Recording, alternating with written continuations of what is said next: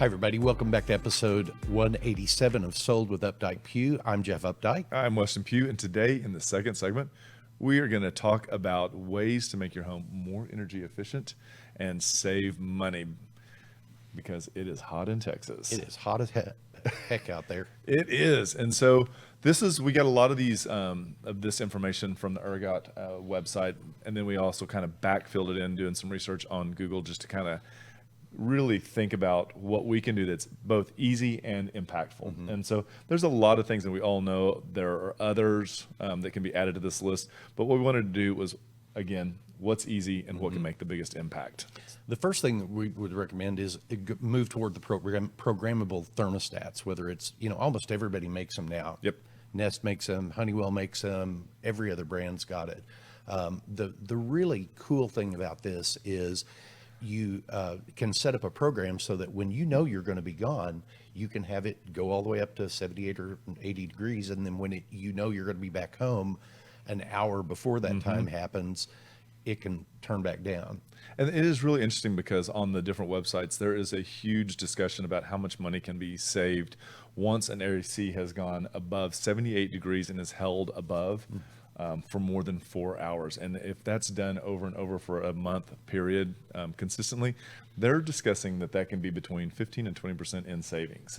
So, but it really has to be, again, over 78 degrees, and it also has to hold for 4 hours for the entire 30 days. But that's a really big savings, especially like the electric bills are really going to ramp up this month. I think people are really going to be surprised at what happens because we are hitting 100 since July the 1st. Yeah, so I would agree. Mine already this last month was the highest it's been in years. Yeah. And they are so smart. They're so easy to install right now. I think the one that we use is Ecobee.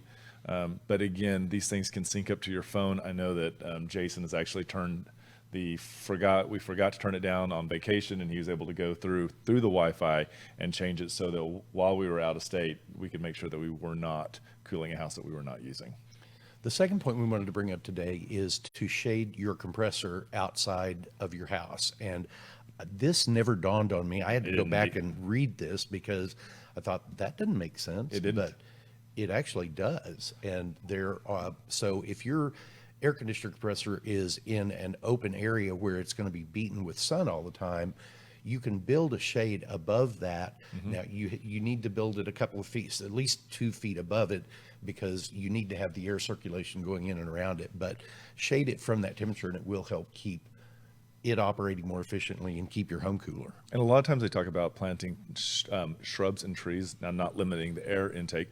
But one of the things that in this, like researching for this second segment, we realized that one of the things that compressor does is it runs more efficiently when it doesn't have to pull in the hottest air, so that by creating that shade, the air in that area and the ground itself do not get heated to that cracking point, and therefore they're not as hard.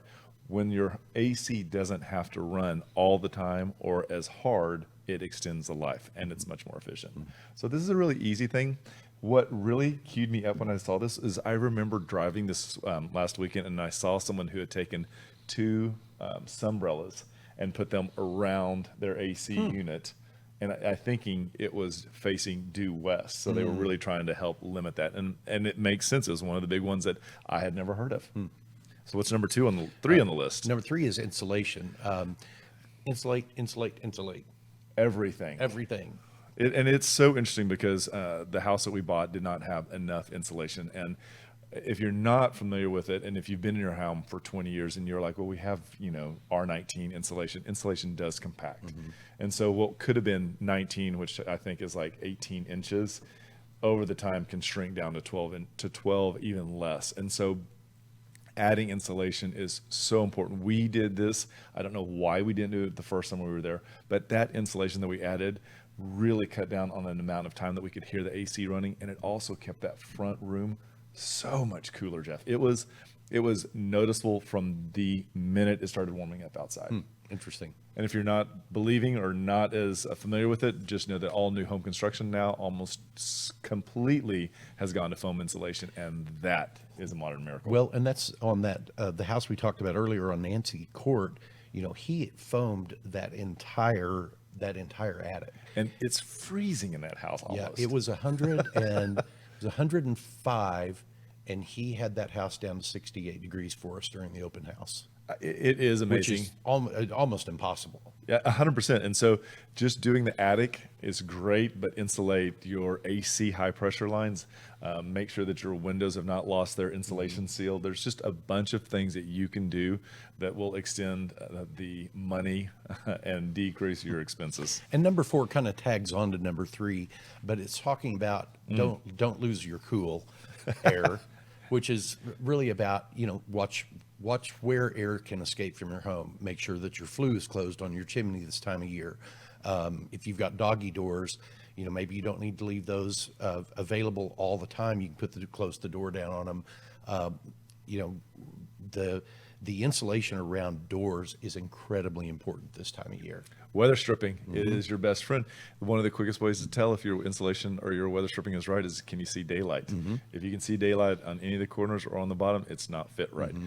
The other thing to remember is that when you turn on your vent, whether it's on the stove, the bathroom, or in a utility room, it is pulling out the cool air and replacing it with hot air. So I replaced my fan in my bathroom with a push button little timer thing. It's got 4 buttons on it, and the off plus the off button, but you can turn it, punch it, and it's going to stay on for 5 minutes. You can punch it, it's going to stay on for 10 minutes. You can punch it, it's going to stay on for 20 minutes. So that you don't walk out and run because all day. I am horrible about doing that. I leave and come back at 5 o'clock in the evening. It's like, oh, that fan's been on all day. Oh, look, there it is. Exactly. Way to It's go, exactly Ben. what it is. Ben is on his game. Ben must have had a Red Bull before our show. I love that.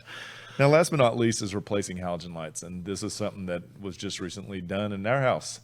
We had tons of can lights. I want to say 24 can lights that were halogen. And you could just feel that there was a heating going on in that house that we could not figure out. And so we replaced it. And one of the most amazing things is they've really gotten those light temperatures also down. And I'm not talking about heat. I'm talking about the color temperatures. And you can almost make them dim to where they look like an incandescent now. So the ones Adrian bought, and these are not expensive, they're $20 or $25 a piece. The ones he bought hooked to his Alexa, and he can change the temperature of the lights in his living room because that's all a group, from soft white, bright white. I mean, he can, it's amazing. So if you really need a lot of light, bright white it is. But if you're trying to have, a quiet evening and you want, soft white's where you go. And I'm not like shaking my head in disgust because he did that. I'm angry because I wanted those. And I told someone that that's what I wanted. And he ran to Home Depot and bought the ones that didn't have the Wi-Fi. And so It happens. doesn't it though? Well, I hope y'all found that helpful. We've really enjoyed being back with you today. If there are any topics you'd like for us to discuss, certainly let us know. And just remember, we want to be your realtors for life.